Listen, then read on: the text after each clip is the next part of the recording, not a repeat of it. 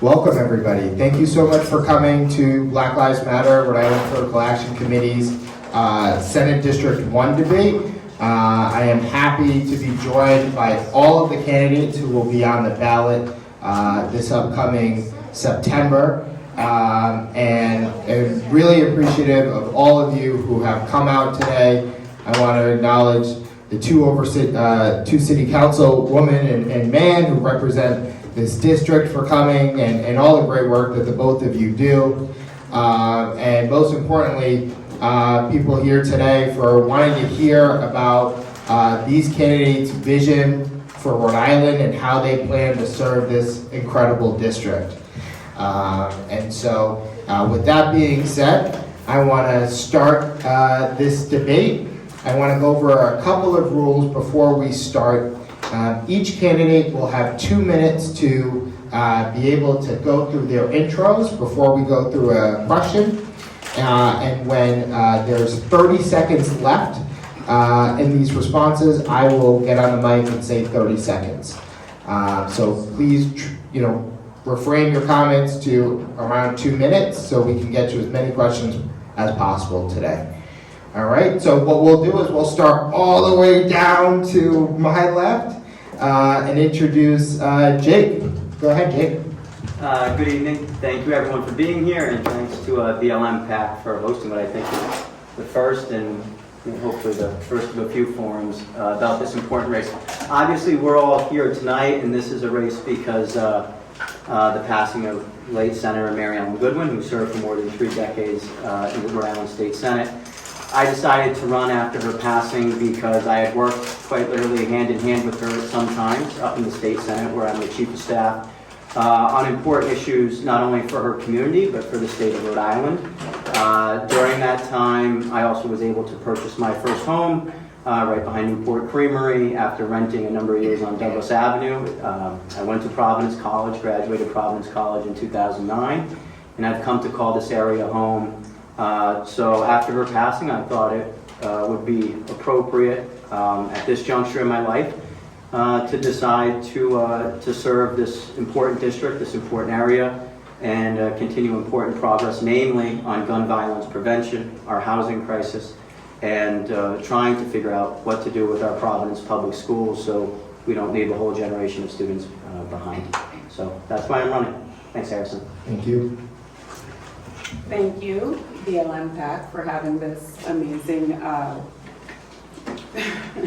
it's not saying, oh, there we go. Okay. Thank you, Harrison, and BLM PAC for having this very important debate tonight. It is detrimental to the community to see who is available to represent them when November comes and then January. My name is Niyoka Powell. I was born in Jamaica, moved to the United States when I was 9 years old, and lived in Connecticut with my parents. I moved to Rhode Island for college and never left. I went to RIC and it kind of sucked me in. So here I am, 18 years later, still living in Providence. I never left the district. And it's become my home. And we started a family here, and it's been an amazing adventure. I've worked in healthcare all my life. I've worked at Roger Williams Medical Center. I've worked at Butler Hospital on the alcohol drug addictions unit. I've worked geriatrics, and now I work in manufacturing as an occupational health nurse. I've helped out throughout the years in the city with different initiatives, from the Find Your Four with National Grid, all the way to being a founding member of Millennial RI and helping out the Haitian community by teaching English as a second language. This is my home. Rhode Island is my home. Providence is my city. I feel that this is where we all need to make a mark for our next generation. It has been an amazing adventure, and I hope to bring it back to the glamour that it once was, where children can be safe in their homes, on the streets, in schools, and be able to provide appropriate health care that is essential to our elderly and our families. Thank you. All right. Hi.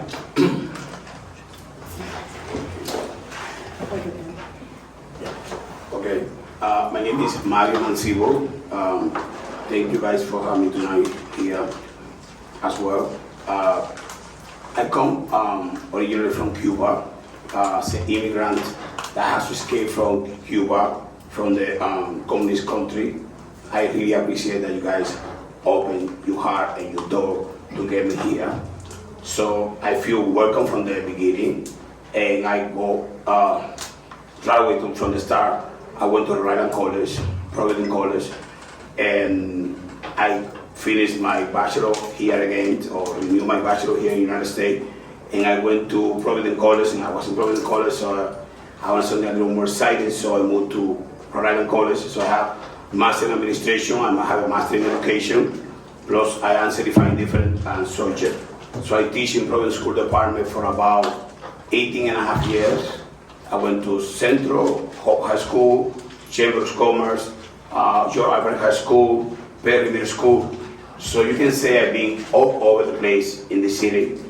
And I learned from the get-go, from the bottom, how people are struggling, how families are struggling, how students compete for clothing, for food, and how the family of the city suffer the lack of money, the lack of opportunity. So as a teacher, you have to be a mentor, you have to be a parent, you have to be 30 seconds. Basically everything. And then I decided to work in the community from the beginning. So I've been working with the community. I'm sorry, I want to be slow because I have an accent, but it's a tiny issue. So, and then I've been working in the community for about 25 years. I've been in this country, give you food, give you clothing, give you housing. I'm working for the homeless. I work with the minority. I working with African Americans. I work with Latinos. I work with white people that are also struggling in the community. Try to do the best and try to find the housing, education, education, clothing, food. I opened the community pantry. So really is tough, and I want to summarize my life as in. It's not enough time to tell you who I am. So I will hope can talk to you easily and slowly, just so you can understand what I mean and who I am. Thank you so much. Representative? Good evening to all. Thank you to our host of BLM Rhode Island PAC, Smith Hill Library, and our Providence Community Library. And thank you again to all community members that are here present. My name is Representative Nathan Biah. I'm current representative of District 3, which this library resides in. I'm here today as a refugee, as a high school principal in Providence, and also as a state representative. But more than anything, I'm here as a proud resident of Smith Hill. My American story is Smith Hill's story. When I first fled Liberia as a 19-year-old young man, this neighborhood welcomed me with open arms. My first job was on Smith Hill at Better Bake Shop.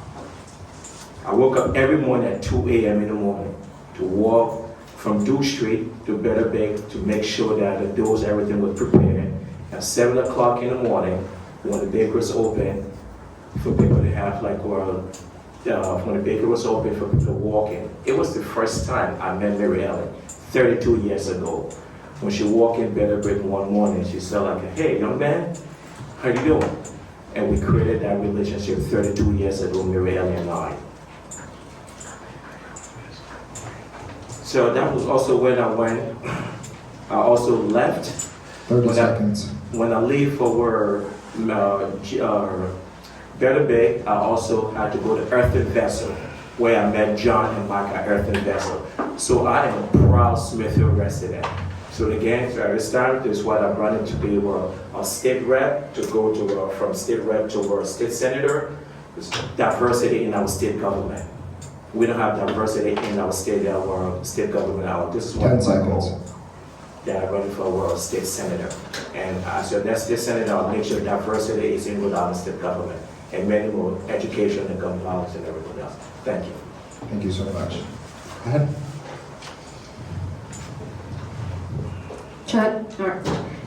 Hi, my name is Michelle Rivera, and I am not a polished politician. I'm a regular, hard-working Rhode Islander, just like each and every one of you. And I'm running because I'm tired of seeing my neighbors struggling to get by. I too struggle to get by. I too struggle to pay my bills. And I'm tired of electing the same officials who do not do what they can for us, who forget about us. And that's why I'm running. I grew up in poverty. I faced homelessness as a teen after losing my father. Then I joined the military at age 17. I have one tour of duty in Afghanistan. I came back to Rhode Island, started off at CCRI. Then I went to Rhode Island College, and I ended up getting my master's in social work. Grateful that the GI Bill helped pay for it. I worked in residentials. I worked in schools as a social worker. I worked at the Providence VA, helping my fellow veterans. I currently am a passionate policy advocate, advocating for those who have been forgotten, for the voiceless, for those who are not being heard. And I'm a product of public housing. I'm a product of public schools. I lived over half my life in Chad Brown, and that's where I met the late Senator Goodwin, who was a huge inspiration to me. My life has been a life of public service. From the military, so I'm a social worker, I work in a nonprofit, and I've known I wanted to help my community more than I already do, and I just hope that the community will see who I am and see why I'm the right candidate for this position. Thank you so much for our host and all of you guys for being here. I really appreciate your time today. Thank you so much. Thank you all the candidates who provided, interesting backgrounds about themselves and why they're motivated to run here today. And with that, I want to go into some of our debate questions that we have here today. These debate questions came from not only community members, but elected officials throughout the state who have worked in policy and who have deemed that, these questions are important to not only this district, but also the state in general. And so the first question that we'll do, and we'll start to my direct left, since we started with Jake before, is around Medicaid budget, around Medicaid. And so over the last few years, Rhode Island has continued to see Medicaid cut from the state budget. 2016 alone, the Rhode Island General Assembly cut more than $70 million from the program. This has led to the closure of state hospitals, nursing homes, and other primary care providers. At the same time, co-pays for Medicaid recipients continue to increase. So my question to the immediate left here for you, Michelle, and the rest of the candidates are, will you fight against any budget cuts to Medicaid and advocate for its expansion in Rhode Island? I will absolutely fight against Medicaid cuts. I think we should be investing more in Medicaid, and I think we should increase the Medicaid reimbursement rate. That way, we're able to retain staffs at our hospitals, and we stop hospital shutdowns, because patients deserve quality care, and they are not getting it right now because we have a lack of staff, and the state of our hospitals, they need more funding. They need more funding. People deserve adequate care, and they're not getting it with the current funding that they have. So we need to increase Medicaid funding. And we need to alleviate the burden on the members of the community that these co-pays have on them. People should not be afraid to get sick or go into bankruptcy just because they got pregnant and had a baby. That's unacceptable. We need to do better. Awesome. Thank you so much, Representative. Yes, thank you. So I do agree with the question and what Michelle just alluded to. This is some of the things currently as a state rep I have been fighting for. And if you check in or if you actually look, those are things that we've voted on as a state rep. I've voted on issues to make sure we're to continue increasing funding from Medicaid in the state.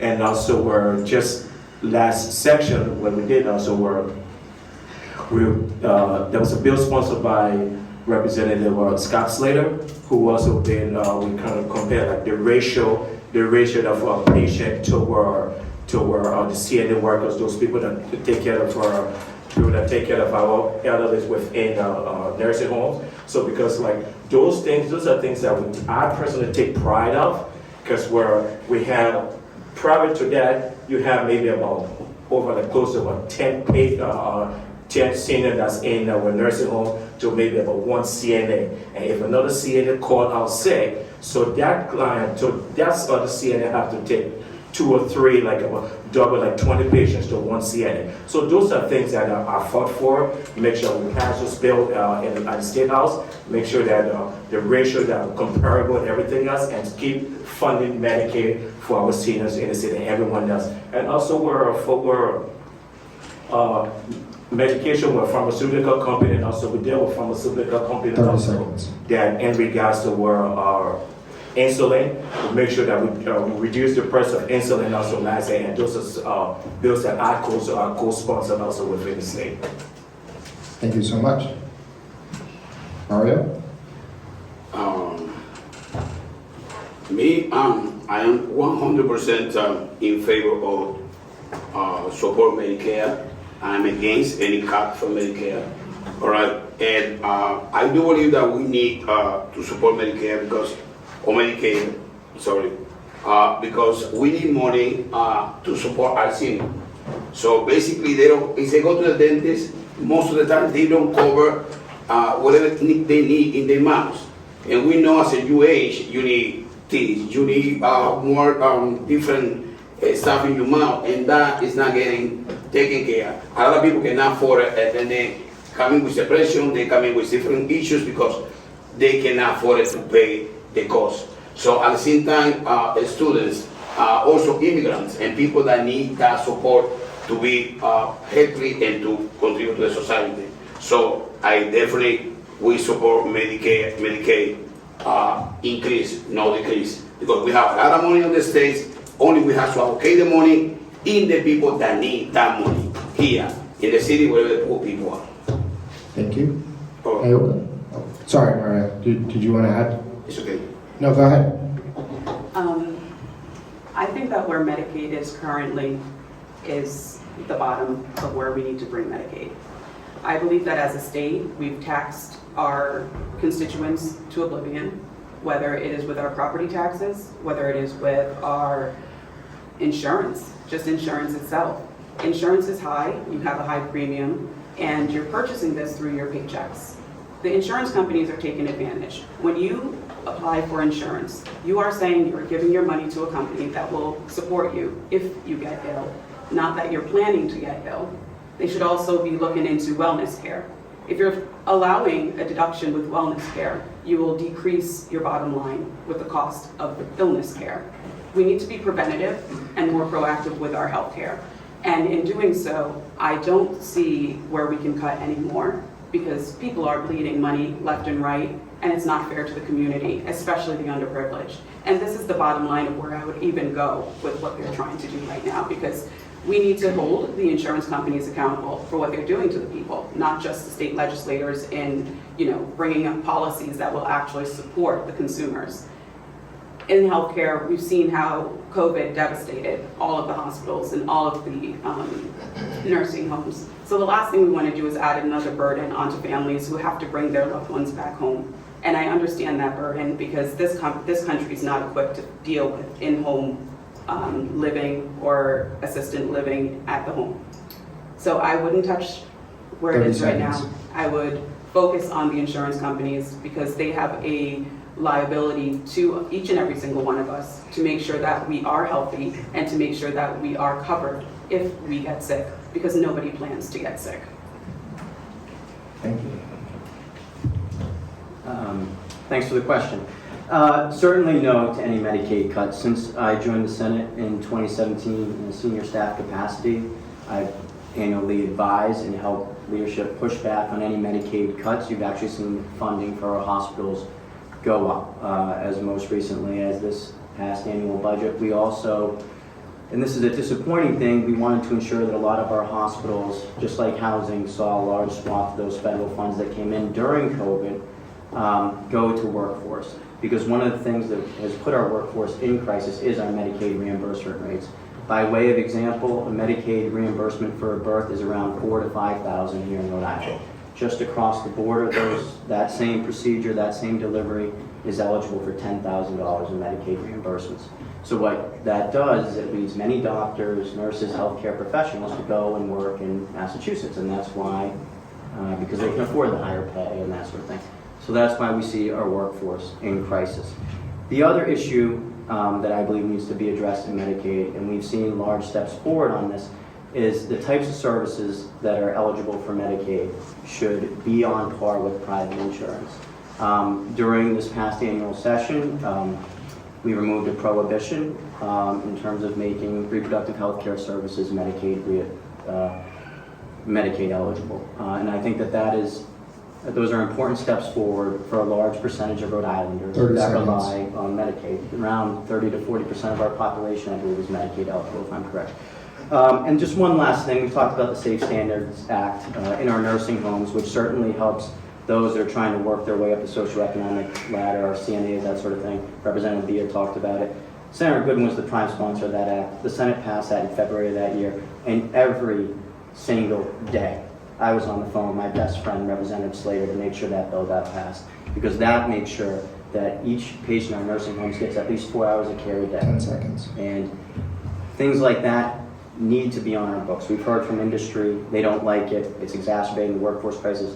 The most important thing that we can do is take care of our most vulnerable residents. And those are individuals on Medicaid and individuals living in our nursing home. Thank you so much. This next question, I'll start with Niyoka, and then I'll call upon the next one just to alternate the starts. And this one has to do with repealing tax cuts to the wealthy. In 2006, Rhode Island cut taxes for the rich, which was the second largest series of tax cuts in U.S. history. As a result, millionaires have been paying the same income tax as middle-class families for over a decade. Since then, we have lost over $1 billion of tax revenue, leading to the budget cuts of social programs that benefit this community and other low-income communities in this state. Do you support the repeal of these tax cuts for the wealthiest individuals in our community, and how would you combat it if you disagree? I disagree with it. I am not wealthy by any means. I do live paycheck to paycheck, like most of us do. The reason I'm saying that is because Rhode Island has quite the pattern of having a lot of corporations come in, take really nice budgets, really nice cuts, really nice chunks out of our finances for our city, and then run away when that time is up. We need to invest in companies that actually want to invest in Rhode Island, that actually wants to invest in Providence. I'm not saying that you don't work for a living, I work for a living, they work for a living. Some way, somehow, they made the money that they made. Unfortunately, we didn't. And I don't see reprimanding other people for their hard-earned dollars just for the sake of saying you're paying more taxes than I am or you're paying less taxes than I am. We all will get there eventually if we fix the system that's currently here, which is not investing in companies that are here to drain us. That's where I end. Thank you so much. Would you like to go, Michelle?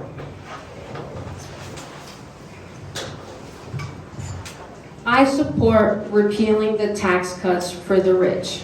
For far too long in Rhode Island, the rich and the wealthy have been given privileges that normal people are not given. And it's not fair. Like it was mentioned, $1 billion we've lost in revenue since the tax cuts. And it's not just, we shaved 1 or 2% off.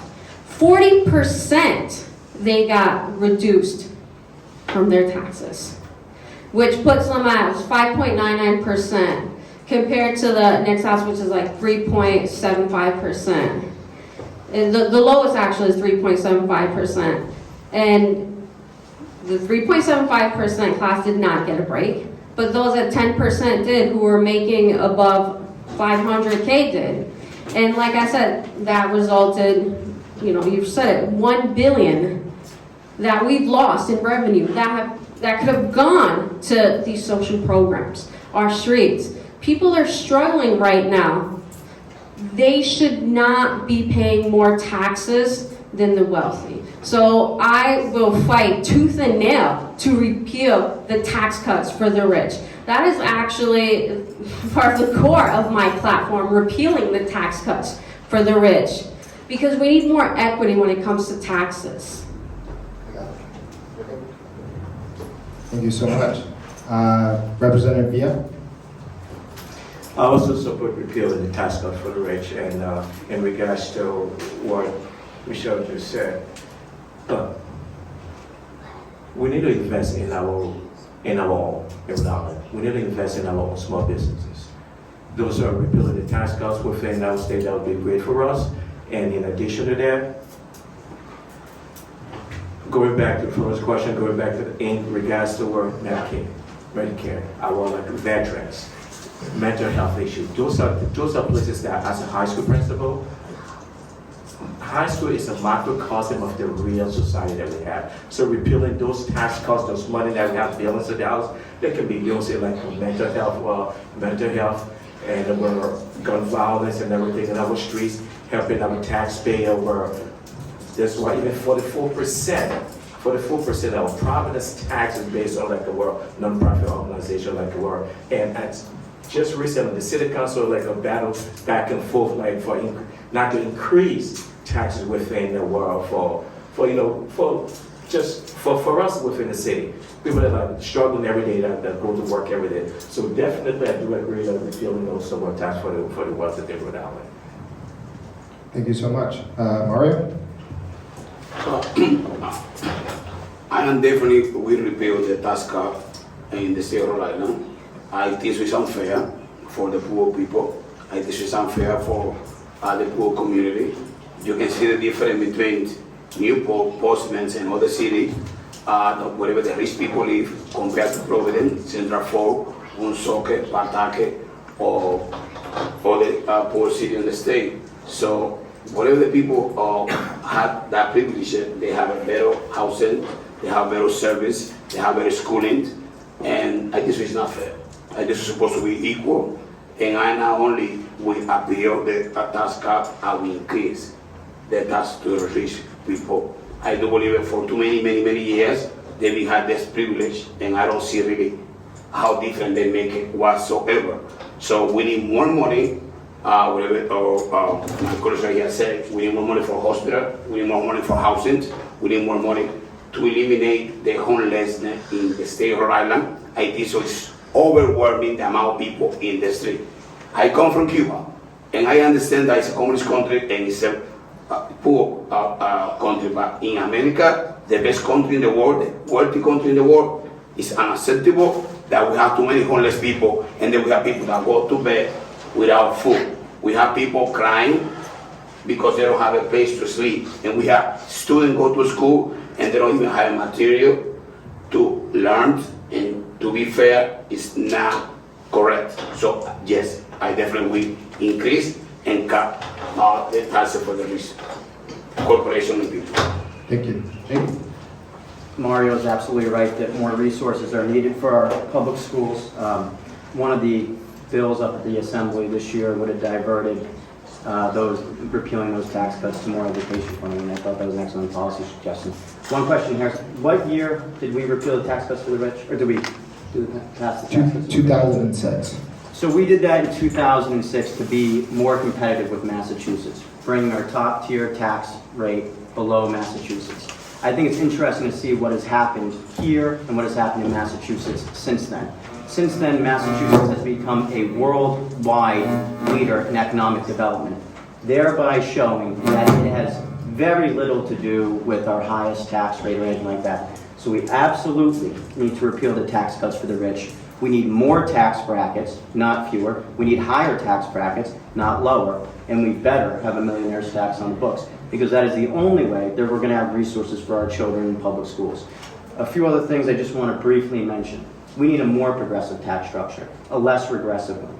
Over the past several years, a lot of the bills that we fought for in the Assembly addressed regressive taxes. We have phased out the car tax, which was the single most regressive tax on Providence's working families. Our tax rate on your value of your car, which was also a regressive valuation structure, if you ever saw what your tax assessment was on your car. $35,000 for a 5-year-old Honda Pilot. Things you could never get back then in exchange for your car. I mean, what we were able to do and phase out that regressive tax, put more money back in the pockets of working families. And I think we saw that again with small businesses this year in the tangible tax. A progressive income tax structure is absolutely necessary. It needs to be revisited. We have one now, but we can do a lot better job with it. And still be economically competitive in Massachusetts. Thank you so much. Our next question is specifically a more open-ended question. Really want to hear what specific policy ideas when it comes to being able to address poverty in this district. As you know, this is one of the lowest income districts in the entire state, and would really like to hear from y'all as to what some of the policies that you would support to combat poverty where you represent. I'll start it off with Mario. Well, once again, if we have more money, we will have more opportunity to invest in poor community. We will have more opportunity to support a small business. We will have more opportunity to invest in housing and to fix our street, to have more security for our community. So definitely I will change a lot of the policies that we have in place right now. Right? Wherever the money go, they still have one formula. I don't remember exactly because I didn't even study before I come to the debate. But I know the money, the way they distribute the money, all this money, 80% of the money go to Newport, Postmates, and all these places. I know that when I went to Rhode Island College, I was studying my master's. It's funny that most of the people coming here from Rhode Island College. When I was studying my master's in administration, I know that it's unfair the distribution of the money at the state level. It's legal because the Senate voted for this kind of distribution, and most of the money is have an unfair distribution. That's what happened in Rhode Island. So we need to change the way we allocate the money in the state. We really need to take care of our poor community. We need really to invest in our children that are the future. Believe it or not, if we don't do that, we will be in trouble in the future. We have to compete with the rest of the world. Right now, we're only thinking about, oh, let's put a Newport to look good. Right now, Newport is one of the best cities to live in the United States. I don't know if you guys see the news. So what happened in Providence? We are the capital city, we are good. So we really need to invest and change the policy that we have right now. We have to revise, like Jacob said, all of them, not only one. So thank you. Thank you so much. Jake? Of course, thanks.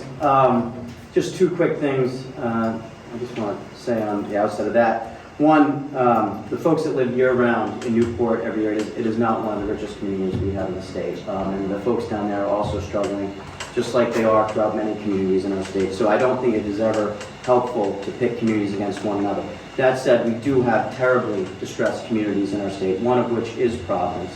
And one of the things that we did as we emerged from the first phase of COVID in November of 2020 to come back and pass a budget was make sure that we did not cut distressed communities aid because it was so critical to making sure that our city could work to stabilize itself through that crisis.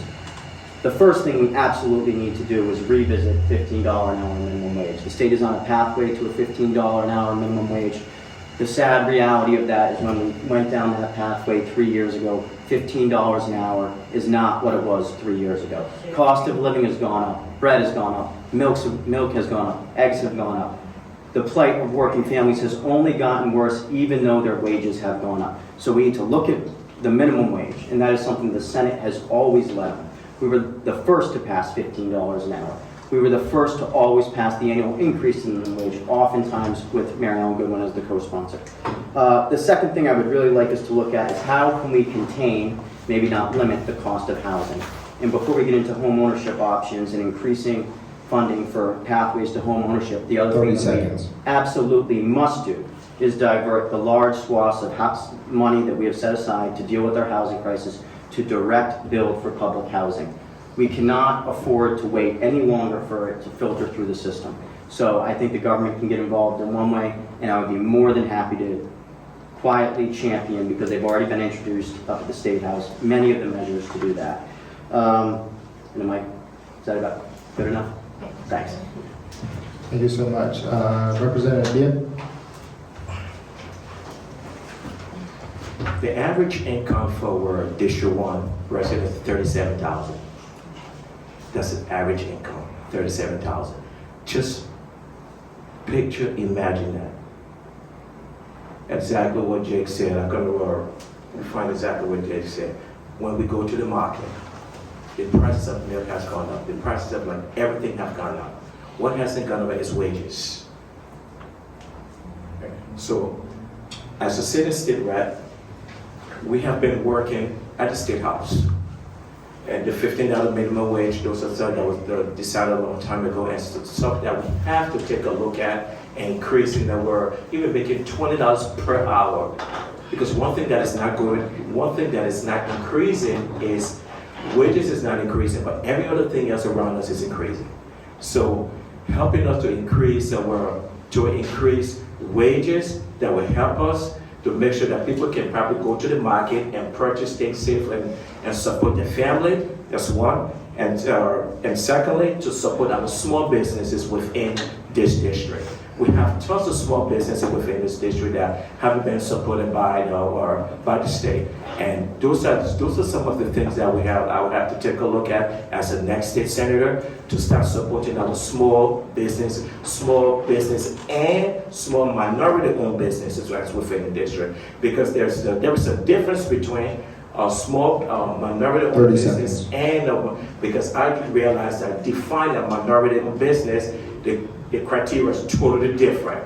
So those are some of the things I'm going to be looking at as the next state senator to make sure that we have a diversity for a small business, to start funding our small businesses, to start increasing. Then they will be able to employ people within the community that will increase the average income within District 1. So those are things that's near and dear to my heart, to increase the wages of small businesses, minority small businesses in District 1.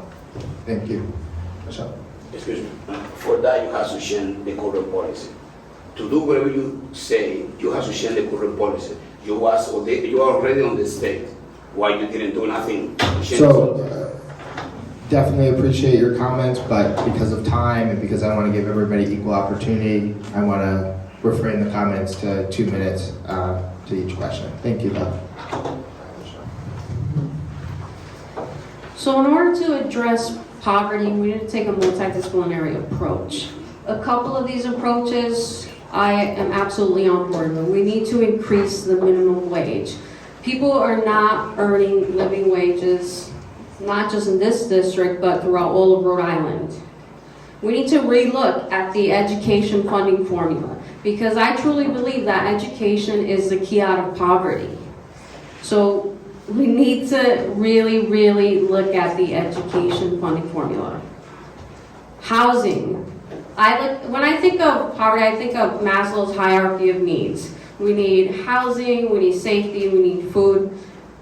Affordable housing is not affordable to the average Rhode Islander. We need public and low-income housing.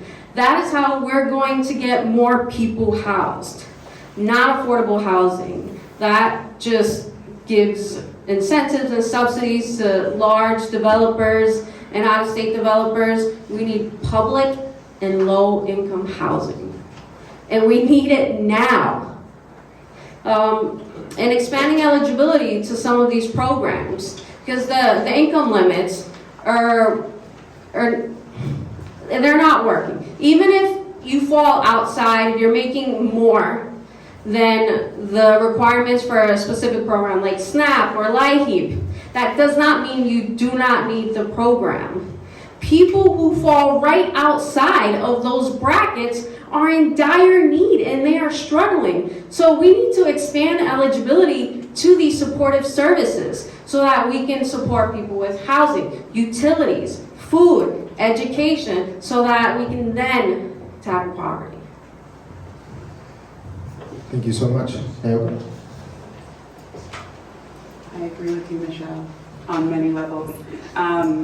But what I seem to think about when we talk about poverty and how Maslow's hierarchy of needs is essential to everyone, I think about the amount of money that goes into our nonprofits that all do the same thing.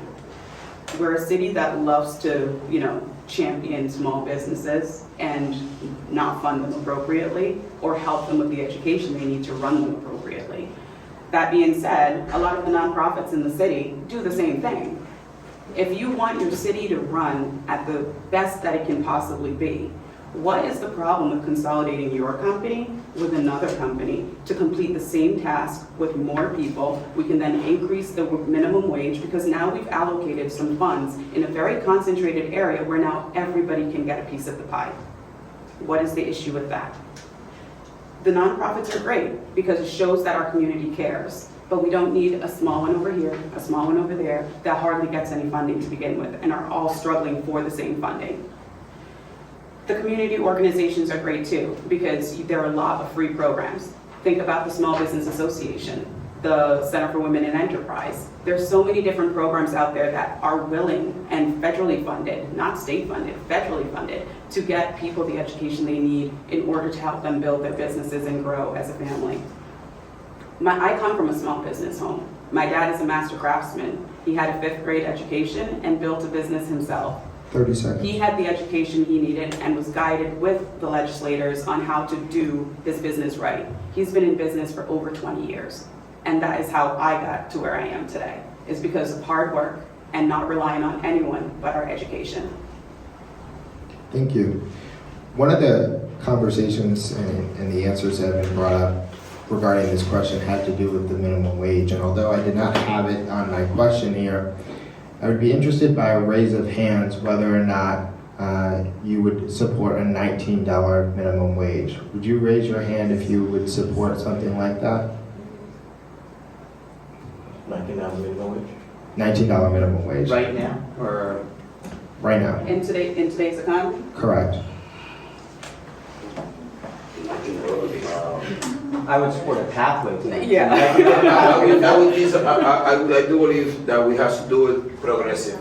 So we have to go to $15 and then, I don't know, 16 and then 19. Because the small business cannot afford to jump Exactly. from Exactly. 12 to 19. It's not really, it's not possible. It's not feasible. That is one person that works in the bakery, that one person that working in the child care coming, So- you know. I just want to be clear.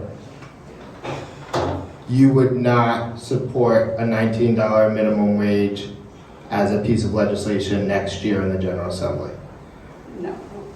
You would? I wish Yes. I wish support 16. Yes. No, no. Yes. Mario, well, yes or no? No? Yeah, okay. No. Yeah, I don't know. Let me think. Okay. I would, to be clear, I would support a pathway at $19 now. So- The same way to be clear, that seems like a difference, you would support one tomorrow on the show, but I would support a pathway to 19 like we did a pathway to 15, because quite frankly, 15 is probably, or 19 is probably what 15 was 4 years ago. And it's unconscionable to let folks live on $15 an hour. But I will support it again for the future. Yes, definitely I will support it for the future. Thank you very But not for much. today. Thank you. I will support it for the future. Thank you. That was a good question. Got a lot of interesting answers. Just Not really. It's not. It's not really. in addition to that, that's why I say yes, I would support that. Right now, small business, so when you go to the market, when increasing the prices of milk, there was no pathway for the prices of milk. There's no pathway for the prices of eggs. There's no pathway when to change the prices tomorrow. So people that are working, they're going on, so there's no pathway. They're gonna change something to support people that's in District 1. We make the decision, the bold decision, and we make that and move forward. Thank you so much. Thank you. And also for the people in the audience, I encourage all of you to also ask these questions to your candidates, because we are limited by time, but I thought it would be an interesting question to ask. The next question has to do with police accountability. Throughout the country, and here in Rhode Island specifically, there has been talks about whether or not to reform or to repeal the Law Enforcement Officers' Bill of Rights. Just recently, as in this year, the state Senate and the General Assembly voted to approve a reform version of a bill, but there are calls to repeal LEOPOR as well. To add a little bit more context to the Law Enforcement Officer Bill of Rights, It's an extra set of protections to law enforcement that is tacked on to what the department picks and chooses whether or not to discipline an officer. And so my question to the panelists here today, and I'll start with Niyoka, is how do you feel like is the best route to address the problems with the Law Enforcement Officers' Bill of Rights? Is it reform? Is it repeal? I think at the moment we have to ask our law enforcement officers that, because from my discussions and conversations with them, most of them know what the Bill of Rights are. Most of them are good people. And most of them, like myself, have that second, legislative body, if you want to call it that, that tells you whether you're doing a good job at your job or not. And being a nurse and having an advisory board that I would have to sit in front of if something goes awry in my career as well. I don't think I want someone outside my profession telling me or that we're going to revise this because you're just not equipped to make that decision as a nurse. I think that the career itself, especially since the pandemic, has become increasingly dangerous for them. These are people with families. These are people who go to work just like you and I. And the things that they had to deal with, it's unconscionable. I wanted to be a cop when I was young. I wanted to be a cop. My God was like, no, not for you. So I became a nurse instead. So I would definitely have that be an internal thing. I don't think we as the community needs to touch it. I think that they need to come up with the right conscionable decision on what to do with Leodore. Thank you. Michelle? We need to repeal Leodore. Police officers, just like everybody else, need to be held accountable for the atrocities that they commit. In no other job that I have had have I been able to get away with anything that police officers have been getting away with in the state of Rhode Island. Here, we've had officers shoot fleeing teens and get away with it. Just get paid, get on paid vacation, basically. We've had police officers punch political rivals in the face and just get away with it. We've had... No, please refrain from conversation. We've had police officers get accused of domestic violence and charged and just get put on unpaid leave. Police officers should be held to a higher standard than regular citizens. Instead, they are not being held accountable for the crimes that they do commit. They are being judged by a jury of their own police officers. And I don't have to be a police officer to know that shooting a fleeing teen is wrong. So I am for repealing Leodore, and we need to increase transparency and accountability. Thank you so much. Jake?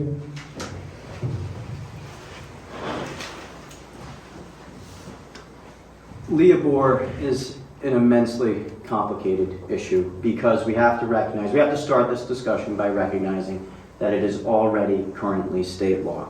So while it is very easy to say we have to repeal Leodore, the reality of that situation is much more complicated because that would require passing a bill out of both chambers and then the governor signing it that repeals just that. So Please refrain from comment. when the Senate passed bill revising Leodore just 2 months ago out of the Senate with overwhelming support, I think one was opposed, that took 3 years to get done. And I was at the center of those negotiations, and that bill made immense progress. It would have made immense progress if it came to fruition because it did 3 things. One, it increased summary discipline, the period by which you can't invoke Leodore, from 2 days unpaid leave to, I believe it was 12 days unpaid leave, which according to law enforcement scheduling is 3 weeks of unpaid time without any sort of appeal or anything like that. That said, it also, and this was the hardest part, included on the revised panel 2 members of the public to allow for civic participation. It was perfect by no means. It could have gone a lot farther. One of the things that you'll often see is that you have chiefs disciplining officers for minor infractions I truly believe that Leah Bohr and some other things should not apply if a civilian initiates a complaint, particularly if it's a use of force complaint. So I think there's a lot of progress that can be made on Leah Bohr, but we have to deal within the reality of the situation right now. Thank you. Marvin? Well, you said coming to the Senate tomorrow, I will revise. So I will send it for reform. So I think so that whatever Jake said, it's a lot of progress to be made, and I think so you're supposed to make the progress. I think so the public's supposed to be safe. I think so the people are supposed to feel like you are there to take care of them. They're not supposed to be afraid of policemen, and policemen has to pay consequences. I not agree with Michelle saying that there has to be so high standard everybody else. I think so they are regular citizens, and they have to be held to a standard like every single profession. So we have to treat them with respect, we have to treat them with dignity, but they have to also be respecting the public and taking care of the population. That is why they are there, is why we pay for them. So I will reform definitely, Thank you so much. Representative Biah?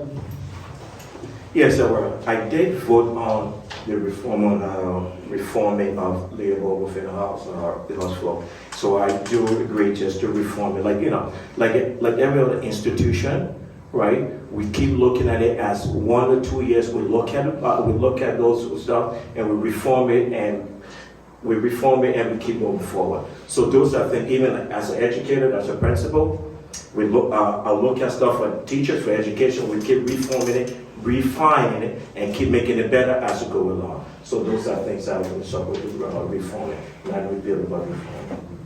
So you would reform? Yes, Okay, reform. awesome. Thank you so much. My next question has to deal with education. Over the last couple of years, there has been an increased fight for an increased amount of charter seats.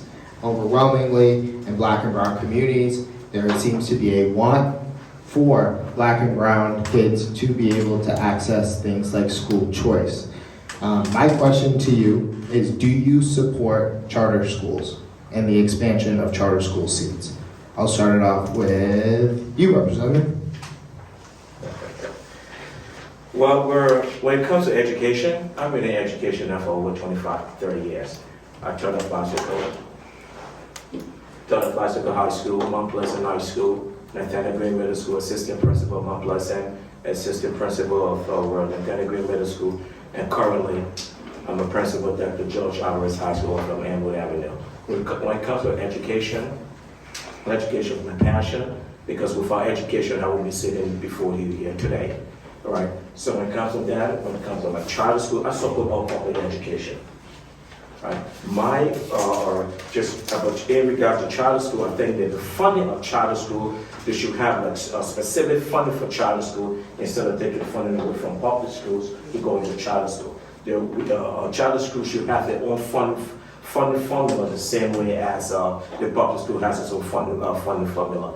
And charter school should also accept all students, like public school accept all students. Student with disability, student with IEP, with learning disability, everything else. Public school accept all of those students. Charter school should also accept all of those students. So when it comes to like a choice of education, where Black and brown students should go to school, charter, public, as long as it's a level playing field, I support all education institutions. This is my passion. This is what I've been doing for the last 30 years. Because with our education, this path for our Black and brown students won't be successful within the state and city. Thank you so much, Representative. We will go to Michelle. Very well said, Representative Biah. I agree with what Representative Biah said. I believe that charter schools do pull away funding from public schools, and they should have different funding formulas. I support equal access to education for all communities, and choice, equal choice. Yeah, basically, Representative Biah said it really well. Thank you. Niyoka?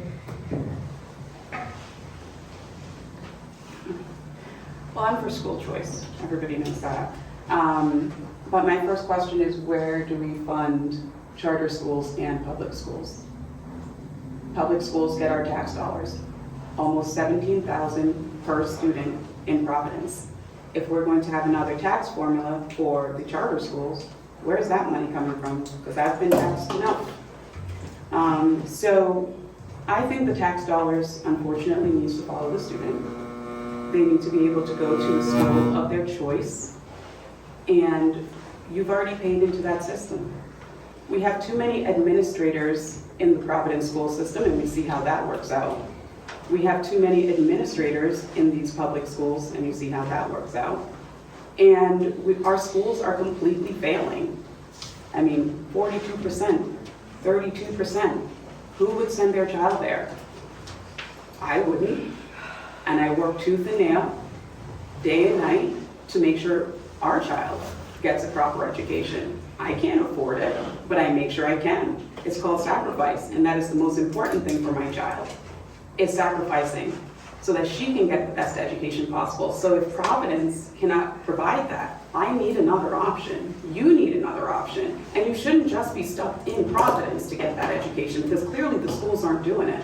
And we're in this really niche pocket of just craziness when it comes to the schools, that you need to give parents another option. You need to give some kind of solace with all the taxing and everything else. I mean, we already aren't getting enough in our paychecks to begin with.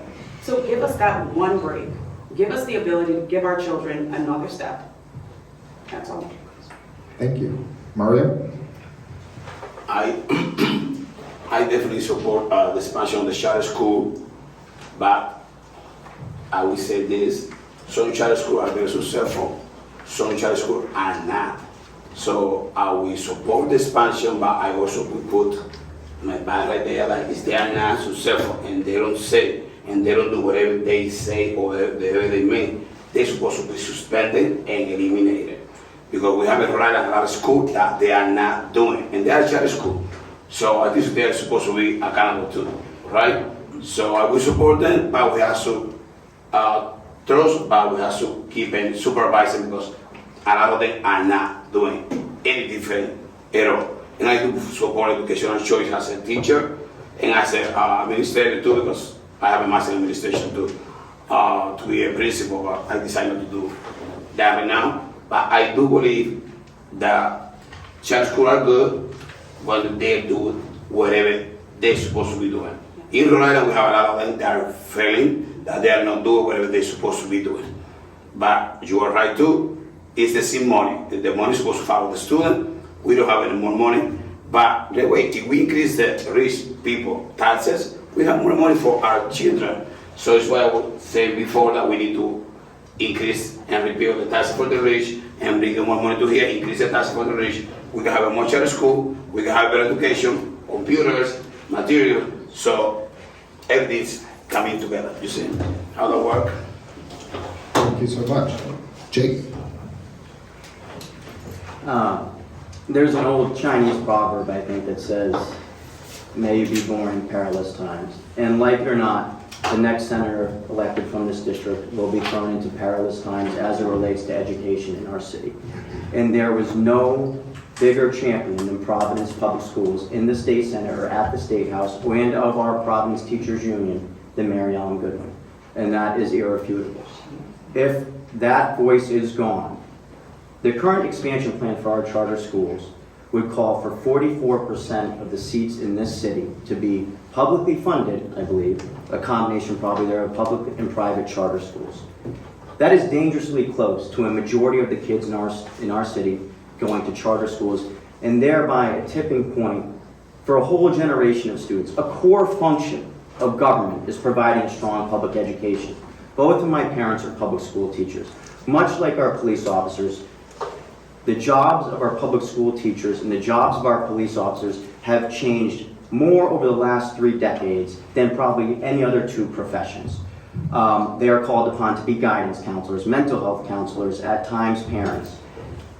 Before I pick charter or public, I'm going to pick cheap teachers and giving our teachers the resources they need to provide strong 21st century classrooms. I cannot support any expansion of charter schools beyond that which is already called for and been approved by the Board of 30 Education, seconds. which to me is a very distressing number that lingers very close to 50%.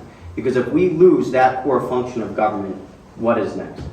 And if we lose that focus and that dire, fierce urgency of now to improve Providence public schools, you are pretty much saying to at least half a generation of children, you are a lost generation because, well, you better be lucky enough to have got into a charter school lottery. So we need an unqualified champion of public education in the city, in the state senate. And Mom will put me in timeout if that's not me. And just a quick note on that. Please, just because Mario said, Yes. not trying to interject, I want to make It's sure okay. that. Just a follow up on the bucket of China. And I this- do have to be fair to everybody. I And know. Mario, I did say. Yes, and which is good. I get it, moderator. But Jessica, I just want Representative, the resident please. to know that. Thank you. Thank you so much. Our next question has to do with solitary confinement. Solitary confinement has been banned and deemed inhumane by multiple countries in the United Nations. Legislation over the last couple of years in the General Assembly has been introduced by Representative Leona Felix, as well as Senator Acosta in the State Senate in Rhode Island. Where do you stand on this issue, and how would you vote on such legislation? And we'll start it off with Michelle.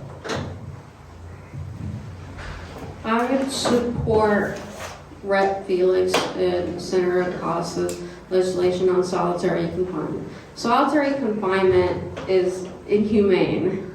I'm a social worker. You don't have to be a social worker to know what it does to someone mentally, to know that it's torture. When I think of solitary confinement, I actually think back to the isolation that I felt in Afghanistan, being completely isolated from the news around you, from your family, from your loved ones, and it really is inhumane. So I do not agree with solitary confinement. I would support Rep. Felix and Senator Acosta in their bills. Thank you very much. Representative Biah? Yes, I was a co-sponsor on both on those bills also on the House floor. So definitely I do support that and certainly Representative Felix' bill, and just also co-sponsor. So I was one of the champion for us in the solitary confinement. So that's my record speaks for itself that I'm 100% in support of that. Thank you so much, Representative. Mario? We support the bill that go against the solitary confinement, and I will go further than that. I will also be sure that in Rhode Island people don't get abused because they are in inmate population. So I guess we have a lot of abuse in Rhode Island, and that can be from food, from clothing, and more than that. So I will work because people paying already. So if they pay already, they crime, they're not supposed to be abused. They're supposed to treat it with respect and dignity. And also I will try to work to liberate all the people that are in jail injustice, because remember before marijuana was illegal in Rhode Island, we still have people in jail for that issue that's supposed to be liberated. And we have a lot of Latinos and black population in jail for anything. So we have to reform the system in Rhode Island. Not only that, we have to reform the entire system. And I will work for that. Thank you so much, Mario. I would support that bill. Being a mental health worker at Butler Hospital and turning a nurse at Butler Hospital, the utilization of what we call quiet room or QR was a doctor's order. You had to have been extremely dangerous to yourself or somebody else on the unit in order to even go into the QR. And we had to check on you every 15 minutes. There was someone sitting in the ante room with you so that you don't harm yourself. And the order had to be rewritten hourly. So to have someone in solitary confinement, especially in a situation where they're most likely in destitute, where they're most likely mentally unstable at that point, that's torture. That's torture. Thank you. Jake? I think anytime, and Michelle hit the nail on the head with this, talking about her own lived experience, isolation, whether we're talking about our seniors, whether we're talking about our inmates, whether we're talking about those that serve illegally overseas, is inhumane and comes at a cost and usually at great personal sacrifice and destabilizing of mental health. So yes, and I think we have made leaps and bounds to deal with the prison industrial complex here in Rhode Island. One of the first things I was tasked with when I was promoted to legal counsel to the Senate Majority Leader was dealing with justice reinvestment, which was a package of bills sponsored by Senator McCaffrey that dealt with probation and parole reform. And that has reduced our prison populations, reduced recidivism, and reduced the number of meaningless offenses, parole, probation offenses, that send people back into that cycle of recidivism. We also have to look at the crimes that put people in prison, and a lot of times they're unconscionable that there would be a prison sentence associated with that crime. For the last 3 years in the Senate, I've been fighting kind of tooth and nail with Senator Acosta to redefine what a felony is here in the state of Rhode Island. And just on the last point, we talked about the war on drugs and its disproportionate impact on communities of color, and I was very proud to draft the cannabis legalization bill that became law in the state of Rhode Island. And there were two key things that were put in there that were so important. One was automatic expungement after a lot of advocacy from the community, which was truly heard because it wasn't in the first draft. And the last thing was ensuring that these licenses were not just given out to big corporations, reserving a portion of these licenses for workers' co-ops, after we heard from the community, and also reserving a portion of these licenses for qualified applicants. Therefore, meaning that you came from a community that had been impacted by the war on drugs, so that it wasn't just individuals coming in from out of state and purchasing these licenses. So I'm immensely proud of that legislation that I 10 seconds. wrote with my own hand, because it's been called the most progressive form of cannabis legalization in the country. So that's how I feel on all justice-related issues. Thank you so much. Before we go into our last question, I wanted to tell the audience that we will have an opportunity or a time. I want to say, again, thank you to Smith Hill Community Library. They do close at 8 o'clock. I do want to end this event at around 7:45 to give everybody a chance to leave. We'll have this question, and then I'll have a couple of opportunities for the audience to be able to ask questions to the candidates. But the last question has to do with the LGBTQIA+ community. In recent years, there's been a rise of anti-trans/LGBTQIA+ legislation, both nationally and locally. How would you support LGBTQ+ members of your district and state, and how would you combat legislation that seeks to inflict harm on this community? I will start us off with Mario.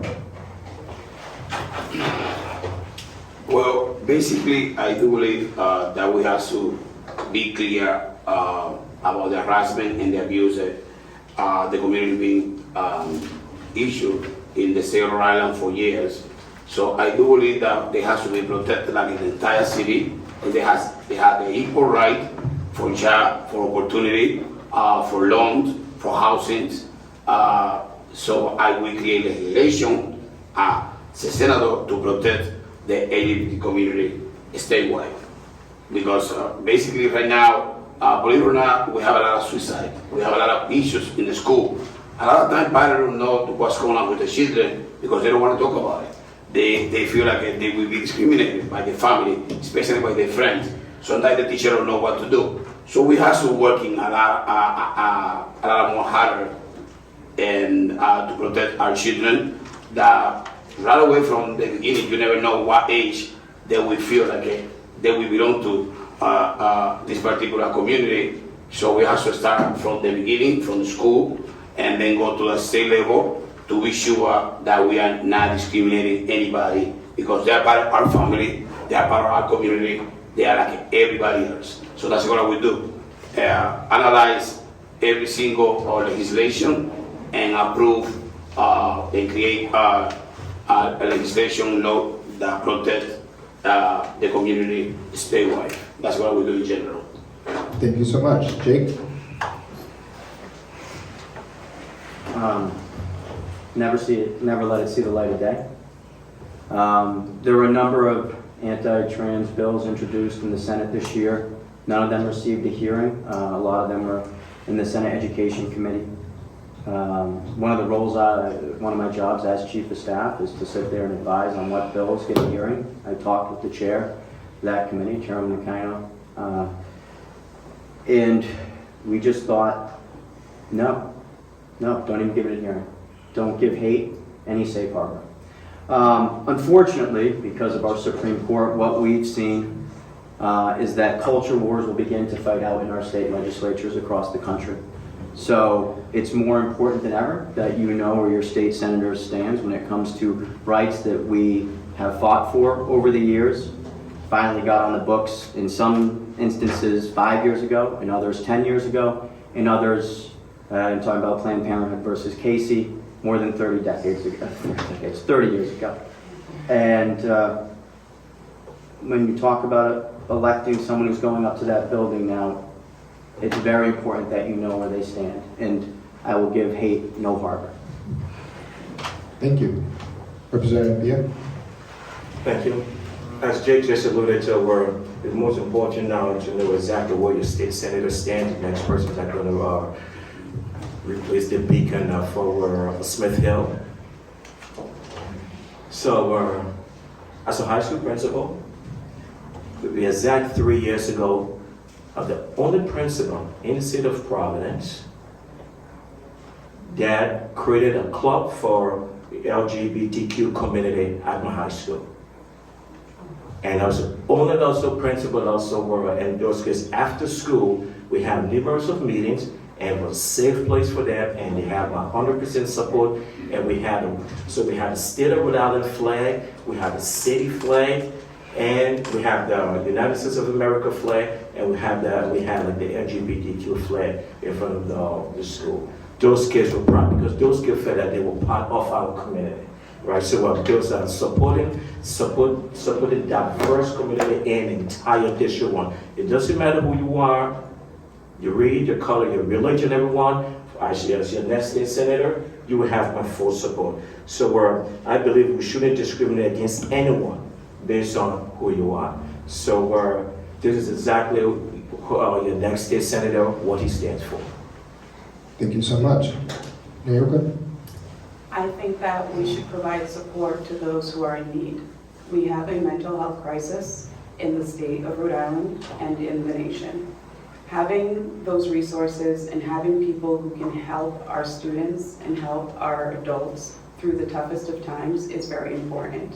Regardless of bills that are being thrown left and right, regardless of the hate, when you boil it down, there's something there that needs to be dealt with very delicately. And doing so, you need the appropriate people to help you through that.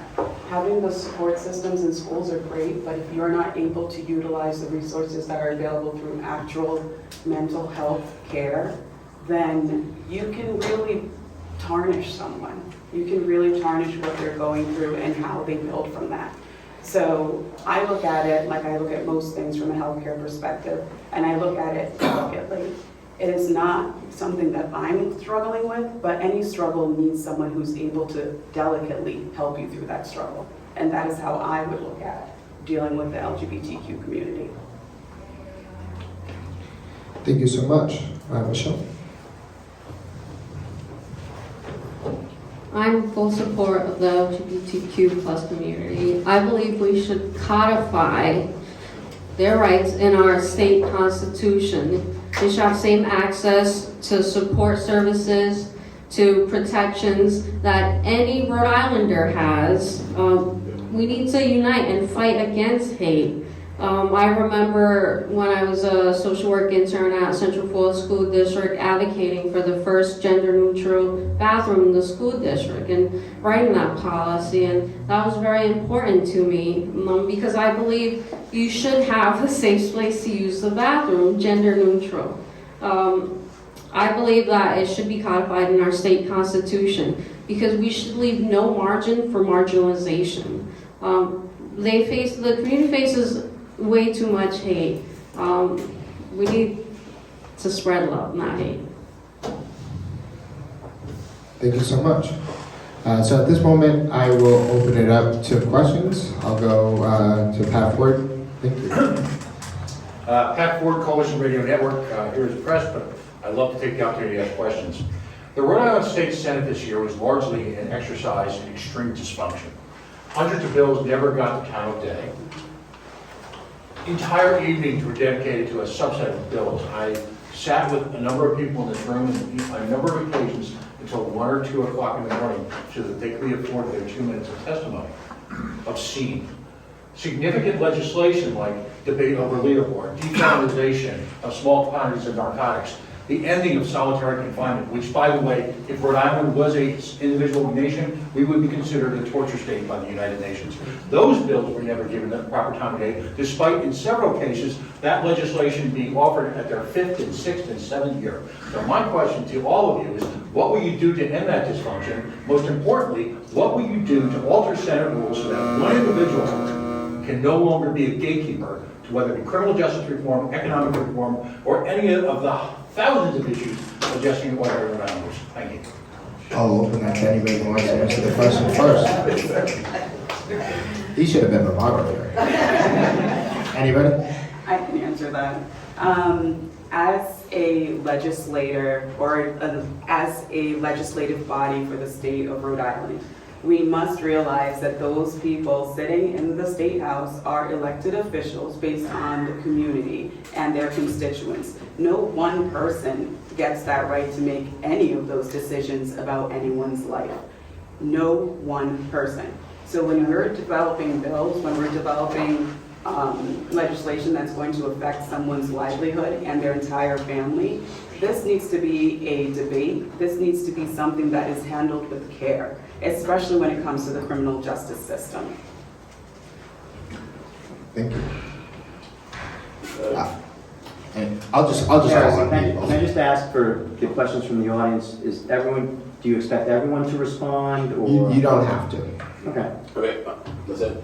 Well, basically, as a community organizer, community leader, I want to be senator to make a difference. But I want to be senator to allow the people to see that we can make it. I do believe the community needs representation. So right now when I walk in the street and talking to people, and I'm talking to young people and the children, I said, you have to follow up, you have to work hard and represent your community. So in order for us to change that position that the state legislation have right now, we need to have more people from the community representing the community. Because whatever happened, most of the senators over there have been for years in power. So it's hard to come in and say, only one person will change all of this. So I go there with the best intention. We have to learn about the process, but we need more people from the community to go there and make it a difference. Because that's the way we will change a lot of the policies and a lot of the bills that will help the community. All right, they will help the main population, they will help the hunger in the city, they will help to bring more money to the city, and I'm sorry, whatever other people think about it, Niyoka is a rich community. It's in the news everywhere, so I don't know why people think it's poor community. And the money is going to all these places. I don't know who said that money comes from Providence. When you go to shop around, you can see it's not money there whatsoever. And when you go around the city, you can see that we really need to make a difference. We need more legislators, we need more people like him to work for the community, not for all the interests. We need people that really make a difference at the state level. And sometimes it's good to look good, look fancy, but we go there and we don't do anything. We have to go there and work for the people, represent the people, and make a difference. Thank you so much. That's what I said. Thank you. Michelle? Go ahead, Jake.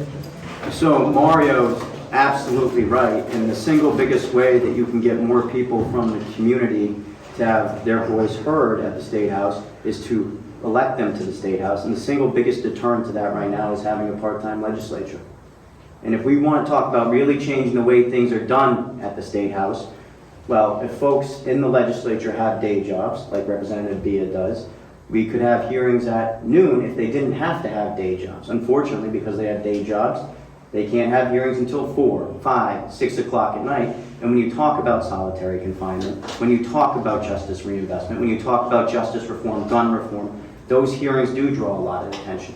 They draw 10, 12 hours of testimony. I can remember when we were talking about codifying Roe versus Wade, which we were able to do in 2019. Those hearings went till 5 in the morning because oftentimes they didn't start till 6 p.m. the night before, and you want to make sure that everybody's voice is heard at the State House.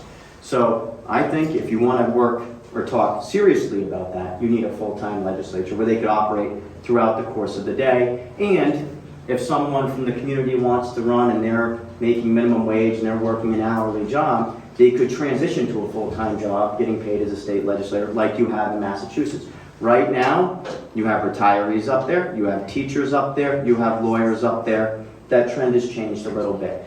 And there's one more thing I want to add about simple possession, which I take very personally. 30 seconds. I worked on the legislation to defelonize simple possession, and we were at the event where you received an award because of your coverage of that issue. And I have been proud to work hand in hand with the community to defelonize simple possession.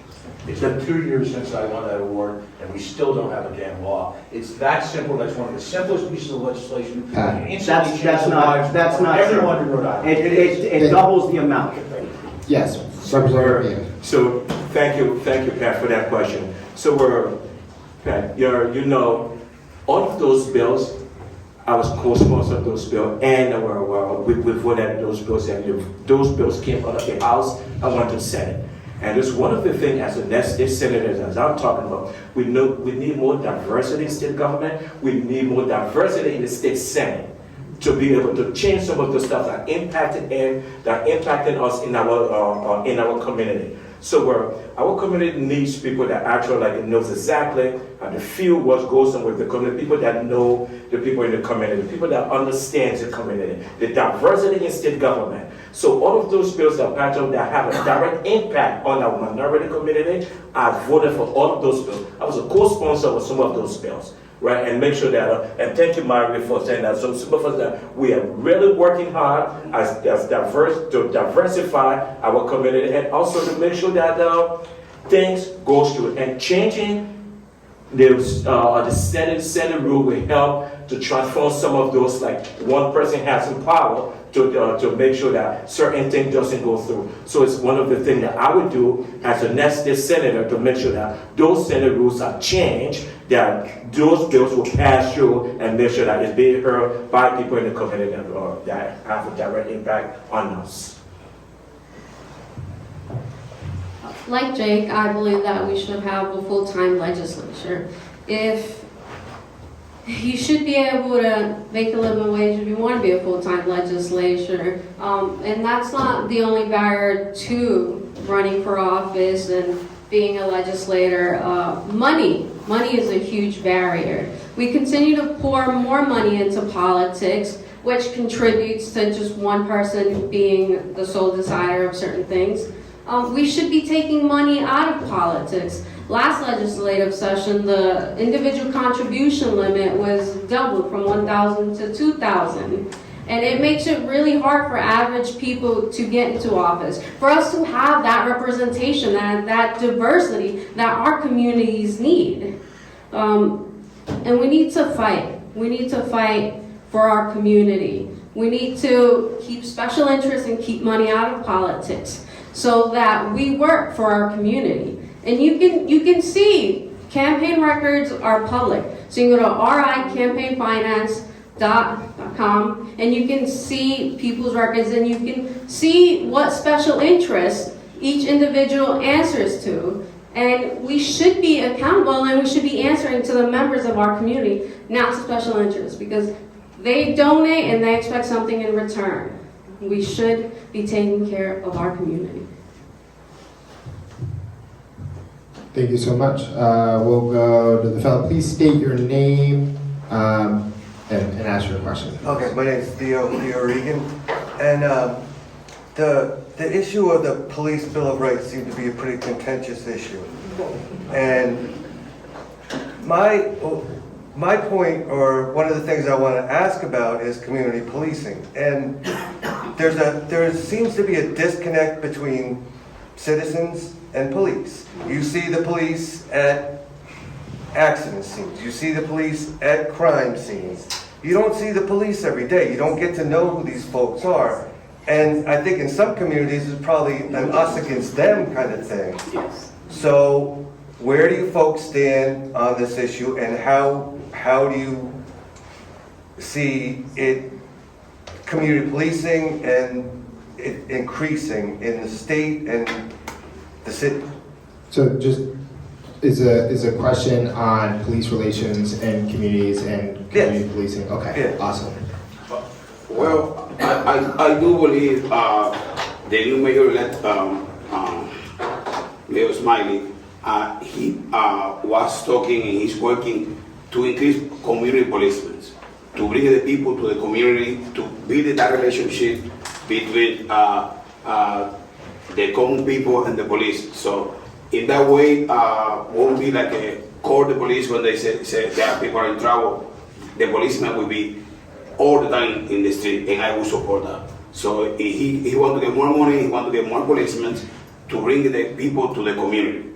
All right, so we could support that 100%. And also, I would like to stimulate the people from members of the community to come in to be a policeman, to represent the community. Because sometimes when you go to different community and the policeman, doesn't matter how good you are, you only come in and you have 4 people that doesn't look like the rest of the community. People feel like they are afraid. They come to do something against us. They are not our friends. We don't know them. They won't like us. So the people develop that interrelationship, and also they come in from the community. You have Black, Latino, Asian, white, all these people together, and then the community will feel safe, and we will eliminate a lot of the issues that Chap Brown had the other day. The other day I was there. I was walking looking for people to sign. And guess what? 5-10 minutes later I left. They shoot 3 people. I said, oh my God, what's there? You know what I mean? I was waiting over there. I said, oh my God, we was lucky that we left. So why we have to live in that situation? And the day before I was in Chabron, I went to almost 10 o'clock, meeting people, talking to people. And I said, we live in dangerous time, dangerous places. 10 seconds. I think we have to eliminate that. We have to work with the mayor, we have to work with the state to get money to fund the police, not to fund the police, to get people that really make it a difference, but they have to look and live with the community. Thank you so much. I think that he's right with that. And I do like the idea of community policing. I do like the idea of bringing back our community watch. I also believe that we should bring our police officers out more often on their bicycles. I mean, we have some lovely bike paths out there. Let's utilize them. And I think that, people seeing the police officers out there walking the beat like they used to, when I first moved to Providence, they used to do that. I used to see police everywhere. And the past 3 years has changed the dynamics of the city completely. It's been locked down. It was in disarray for a while. I mean, you saw all the riots. And I think that because of that, we have now a shortage. People are afraid. People are very much afraid to even say they want to be a police officer anymore. I've seen the calls for people to join the police force. And how many in the community are trying to join that? Nobody. Nobody. Because you'll have things like Leah Moore coming at you. You'll have things like you're getting in trouble for looking at someone the wrong way. Who wants to be in that position? So I think that we as citizens need to sometimes take our safety into our own hands as well. We need to learn how to be safe as well. And we shouldn't have to depend on the police to save us. We should be able to protect ourselves as well. Thank you. Ladies, this is an optional question, so if anybody would want to jump into it, or... So I do agree with community policing. I mean, this is one of the things that basically the staple, should be the staple of our community. Community policing, you create a relationship with the people that live in the neighborhood. The people in the neighborhood know who the police officers are. So that when things happen, they can have that open communication with the police officer, not like a strange person rolling around with the car, coming back and start asking the question. Then we feel intimidated about people that we don't know. So those are things that helps, because just last week when I was canvassing in Chad Brown, Fortunately, it was a group of my former students that about these kids up at 19, 20, 21, sitting together, and I saw like a cop, the police car just drove by, and it stopped, and started walking towards the kids, started asking the kids questions. So when the kids started to say, "Hey guys, what's going on?" So now that particular point in time, I had a conversation with them, and to let the kids go. But the question, the thing was, so when I asked the kid, there was another lady standing there. I said, "Does this happen frequently in this community?" And she said, yes. She said, one of the things I want back is the community policing. She said that. She said back in the days, we had like cops with a police officer were riding around with bicycles on the horses in like Chad Brown area. So like we had relationship with those. We had relationship with that. So those are things that automatically I'm in strong support of. And one of the things is I just had a meeting with the mayor and the staff last week, hoping that the next police academy that's coming up, that anyone in Providence, a Providence resident, will automatically have the points up on anyone else who's going to apply to the Providence Police Academy, because we want people from our community to be police officers for us. All right, so those are things, because according to him right now, they're short of 100 police officers. They should be about 520, they have a 420 right now. So they're short of 100 police officers. But the key here is we need those police officers to be from our community. They should be very diverse, that they look like us, like our teachers. Our teachers should look like the students. Police officers should look like us, and the builders community, to be part of the community. Even if you're not from the city, you move in the city and be part of us. Thank you so much. Thank you. Okay. Do you want to go? Michelle, do you want to go? Or you? No. I agree with what Representative Biah was saying. I think any sort of incentive we can do to diversify our police force here in Providence is a good thing. We started doing that about 10 years ago under Mayor Rivera's administration. In my time canvassing the community, I've certainly heard that folks, particularly in Chad, want the police to be more active members of the community, not just drive around in their cars. And there seems to be a disconnect between the discussions that are happening, because those are discussions that I'm having on the doorstep of individuals that live there. They want to be able to have that frequent relationship with police. They feel like a lot of times they only see them after horrific tragedies, and those tragedies usually are the result of preventable gun violence. So I think any discussion too about public safety should also include gun violence and how we're going to prevent gun violence in the city. But I think more community policing, based on my conversations over the last 4 months, seems to be the answer. But then there also appears to be a disconnect, because then we talk about having a police academy in the city, and that becomes a hotly debated issue, when we know we're 100 police short or what have you when you listen to the command staff. So I don't know why that disconnect exists, why that maybe adversarial discussion exists when everyone seems to be asking for a better relationship with police that also includes more accountability. Fortunately, all patrolmen now in the state of Rhode Island, because of reforms made at the Assembly, wear body cams. That's a critical reform that also occurred. And also now, because of new ordinances at the city level, interactions with police are supposed to be documented by patrolmen. So I think a lot of the ideas behind that increased accountability should have led to a more proactive relationship with police. It has not occurred. It's still a hotly contested topic that I'm just trying to listen to a lot of folks in the community now. Thank you so much. Michelle? I echo most of the sentiments a lot of my peers have said. I am in strong support of more community policing. I miss the days where you would see police officers running around in bikes and have positive interactions with them and just build positive relationships with them in the community, especially building those positive relations between the police and our youth, and having youth have positive role models that inspire them to, be great. Yeah, I'm sorry. Thank you so much. I will go to Councilman Graves, who is Councilwoman Graves, I'm sorry. Whoever would have, it's going to be the last question, whoever has it. Okay. I enjoyed all the answers. I enjoy the diversity of the questions and the diversity of the answers and the diversity of the people that are sitting up here in front of me. My question is housing. I know we kind of covered it. It's a statewide thing. What are you going to do about the housing situation?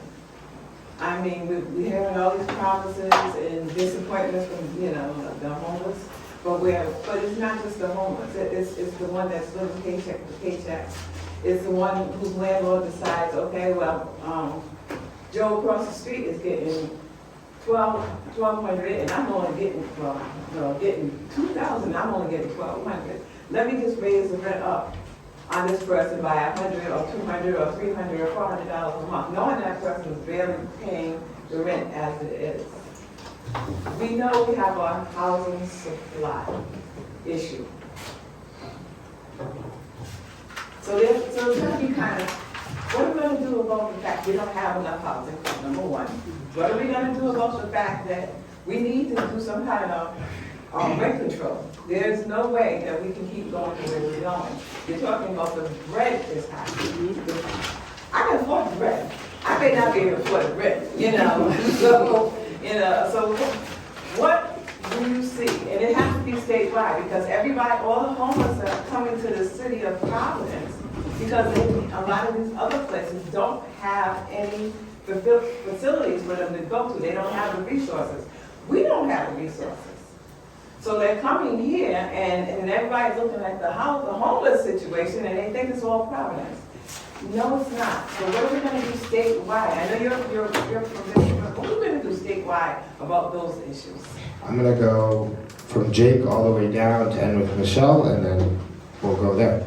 Jake? So, a few years ago, affordable housing became a buzzword in the lexicon at the State House. And I think it was Michelle earlier who said, it's not just about affordable housing, it's actually about housing affordability. And that doesn't just mean home ownership, that obviously means rent and all sorts of things that go with it. This is a beautiful district. Senate District 1 is a beautiful district, rich in diversity, rich in history, largely spanning from Chalkstone to Charles Street. And that spans a number of different housing issues. The first thing that we can do, we've passed dozens of bills up at the Assembly as it relates to what I would call housing production. How do we make it easier to build? More has been done in the last 2 years than ever before on that. More money has been allocated to housing than ever before over the last couple of years, largely because of the federal funds that we have received. And I think that will lead to a lot of things. And it will certainly change here in Rhode Island the fact that we are last in the country when it comes to new housing production. So with that production, hopefully that lowers the cost. But I'm afraid to say I don't think it's going to lower rents here in District 1, and I sure as heck don't think that the price of housing is going to go down in District 1. And I think we have to address it on a number of fronts. We need more direct build that's supported by the government. We have Section 8 waiting lists that through Providence Housing that are unconscionable. We also have conditions that people are living in managed by Providence Housing and other housing authorities that are unconscionable. We need to directly invest in those properties.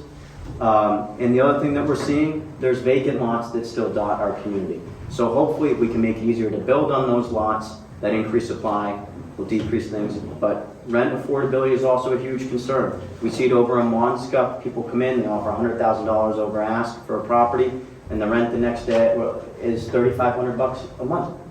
That's ridiculous.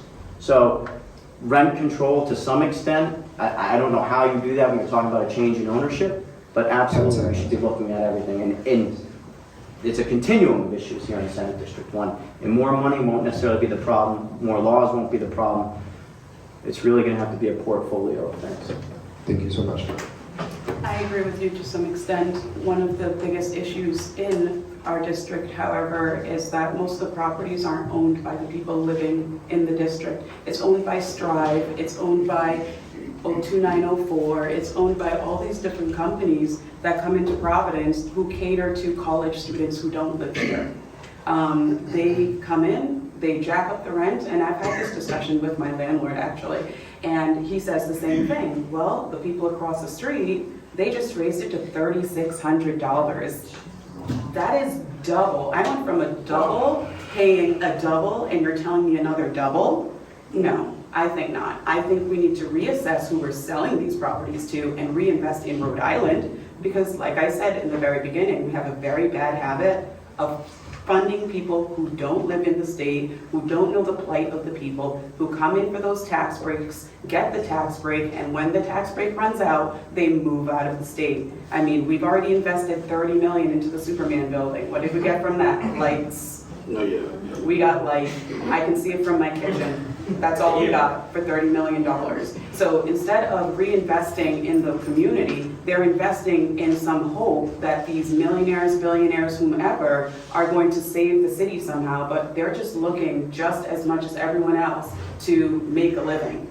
And it's not helping us, it's destroying our communities. So I would definitely look into the 30 seconds. corporate rebranding of the city and get rid of them.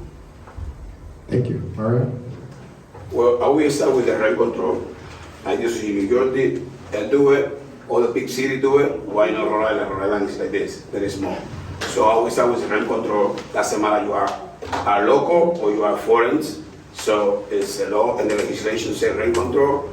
You buy the property or you sell the property, the rent control is still there. So we have to do it. I don't know to what extent, but we have to do it rent control as soon as possible. So I will work in that as a senator. Another thing that we do is, another way is we have to work with local government in every single city. So the state don't control the city, so the state has to work with the mayor of every single city and the city council of every single city. So one of the things that I've been working, when I was working in the campaign for the Smiley was, it is always supposed to increase and be, is it safe, create in law, or the garage, we can make it into apartment to the people that want it and can play safe. I do believe also we can allow people working in the basement that are legal basement, and then they can apply and also go to the city, the inspector and everything can be safe. But a lot of basements are legal, and because the city mandate or legislation, whatever they have in the city, they don't allow any basement to be occupied. And I do believe it's a lot of basements that are like this, have two different doors. We can make apartment there too, because Providence doesn't get any bigger, all right? And one of the things that we suggest too will be to allow part of the city to be building higher building. So we don't have to keep trying to be New England and we live like a city of the history. We have to start going up when we're building a new building in the city. So we keep doing these little houses, these small places. We have to build that more. And also we have to analyze. In the last few years, we have a lot of storage building. So how many people store stuff over there? We have to use that space to build housing and not more storage. I don't know for what. So we have to analyze, and the city country has to play their role too in every single community, especially in Providence, but we are not getting any bigger. So we have to go up, and we have to revise the policy of the affordable housing and also the space to live in the city. Thank you. Representative? Yes, so our first touch base on the rent control.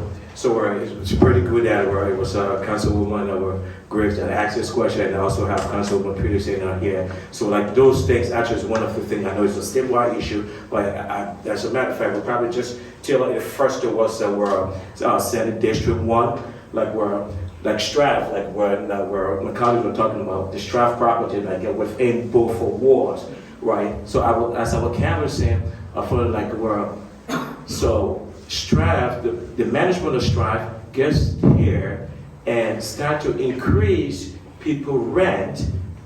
So they increase the family rent. So I was speaking to the family was actually packing to leave. Right, and this was about 3 weeks ago. So they increased the rent, increased it with $500. And so the landlord just told them like within the 2 weeks, so next month rent you're gonna pay additional $500. Family didn't have an additional $500 to pay, so now they have to leave. So now what Straff does is so they remodel that apartment quickly in less than a week or two, and can rent it to a college student for $900 per room. Per person. Yeah. Per person. So now what happened is we have our family's going to be out on the street, right? But then these big turn like a companies, all the stuff that comes in and start to make all this money. So those are things that we're gonna have like a legislation in place that will prevent these things from happening, to prevent for landlord to start to put laws in place for landlord and for tenant to save tenants. So like if you want to increase your rent, there's going to be a time frame, and also the time frame in case, because some of them also I noticed that they do that the same time and they sell the property while the tenant's in that world. While the tenant is saying that the new property owner comes in, increase or evict the family, then the family on the street. So these are all of the things that I've seen. I noticed as a next state senator, make sure that we're going to put legislation in place to prevent these things from happening. And we have vacant lands, vacant houses all in the state of Providence that we can take a look at, because currently the state is paying $900 per family in a hotel for, say, our homeless situation we have right now. Thank you, Representative. Thank you. Michelle.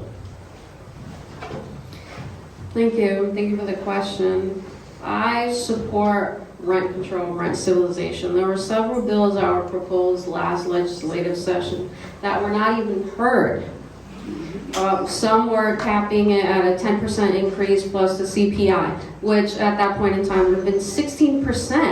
16%, that is a modest increase, and still it was not heard. Didn't go anywhere. I believe it should be more, maybe like 5% in the CPI. 16% was too much. People have their rents being increased hundreds of dollars several times in 1 year, and eliminating it to 1 year. Like one increase per year, that bill didn't get passed. Also increasing the notice that people receive before their rent is increased, as well as reining in corporations like Strive and holding them accountable, and supporting ADUs, and stop investing in developers and giving them all these tax breaks. We need to invest in people, invest in low income and public housing. Thank you so much. I want to thank all of the candidates here today for coming and asking questions. I wish you all the best of luck, and I wish everybody here have a safe return home. Thank you so much.